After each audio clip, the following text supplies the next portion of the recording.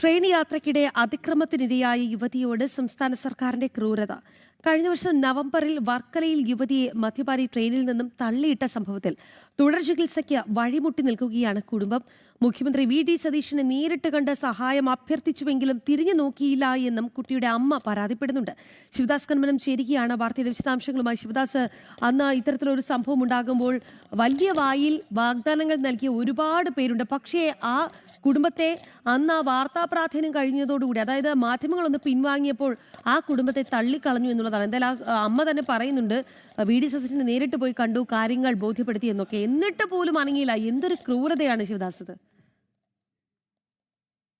തീർച്ചയായും രാഖി, അശ്വതി പറഞ്ഞതുപോലെ തന്നെ ഈ വളരെ വലിയൊരു ക്രൂരത തന്നെയാണ് ഈ കുടുംബത്തോട് സംസ്ഥാന സർക്കാർ ചെയ്യുന്നത്. കാരണം നമുക്കറിയാം, 2025 നവംബർ 2-നായിരുന്നു ഈ ഒരു ദാരുണമായ സംഭവം ഉണ്ടായത്. ഈ പെൺകുട്ടി ട്രെയിനിൽ യാത്ര ചെയ്യുമ്പോൾ വഴി തടസ്സപ്പെടുത്തിയ മദ്യപാനിയായ വ്യക്തിയോട് വഴി മാറാൻ ആവശ്യപ്പെടുമ്പോൾ ആ വ്യക്തി ഈ പെൺകുട്ടിയെ ട്രെയിൻ സഞ്ചരിക്കുമ്പോൾ തന്നെ ചവിട്ടി താഴെ ഇടുകയായിരുന്നു. പിന്നീട് ഗുരുതരമായി പരിക്കേറ്റ് ഈ പെൺകുട്ടി വിവിധ ഇടങ്ങളിൽ ചികിത്സയിലായിരുന്നു. അതായത് ജീവൻ വരെ നഷ്ടമാകുന്ന ഒരു അവസ്ഥ ആ പെൺകുട്ടിക്കുണ്ടായിരുന്നു. പക്ഷേ പിന്നീട് ചികിത്സയിലൂടെ ഏറെക്കുറെ സാധാരണ അവസ്ഥയിലേക്ക് എത്തിയിട്ടില്ലെങ്കിൽ പോലും ആ ഒരു വളരെ പ്രതിസന്ധിയൊക്കെ തരണം ചെയ്തുകൊണ്ട് ആണ് ആ പെൺകുട്ടി ഇന്നും ജീവിക്കുന്നത്. നിലവിൽ ഇപ്പോൾ ആ പെൺകുട്ടി മലപ്പുറം ജില്ലയിലെ എടപ്പാളിലെ ഒരു ആയുർവേദ ആശുപത്രിയിൽ ചികിത്സയിലാണ് ഉള്ളത്.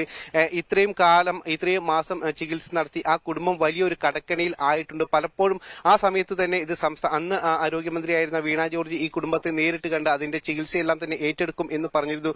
പിന്നീട് UDF സർക്കാർ അധികാരത്തിൽ എത്തിയപ്പോഴും കൃത്യമായി തന്നെ ഈ കുടുംബം ആരോഗ്യമന്ത്രിയെയും അതോടൊപ്പം തന്നെ മുഖ്യമന്ത്രിയെയും നേരിട്ട് കണ്ട് ഈ കാര്യങ്ങളൊക്കെ തന്നെ അറിയിച്ചിരുന്നു. മുഖ്യമന്ത്രി വി.ഡി. സതീശനെ നേരിട്ട് കണ്ട് പറഞ്ഞപ്പോൾ അദ്ദേഹം ഇതെല്ലാം തന്നെ വേണ്ട പോലെ കാര്യങ്ങൾ ചെയ്യാം എന്ന് വാഗ്ദാനം നൽകിയിരുന്നു. എന്നാൽ ആ വാഗ്ദാനത്തിൽ മാത്രം ഒതുങ്ങി നിൽക്കുന്ന ഒരു കാഴ്ചയാണ് അല്ലെങ്കിൽ സാഹചര്യമാണ് ഇപ്പോൾ നിലവിൽ ഉള്ളത്. കാരണം ആ കുടുംബം ഇപ്പോഴും ഈ കുട്ടിയുടെ തുടർ ചികിത്സയ്ക്ക് വേണ്ടി വളരെ പ്രയാസപ്പെടുന്ന ഒരു സാഹചര്യത്തിലാണ് ഉള്ളത്. കാരണം ഇപ്പോൾ തന്നെ ലക്ഷങ്ങൾ ആ കുടുംബത്തിന് ചിലവായിട്ടുണ്ട് ചികിത്സയ്ക്ക് വേണ്ടി.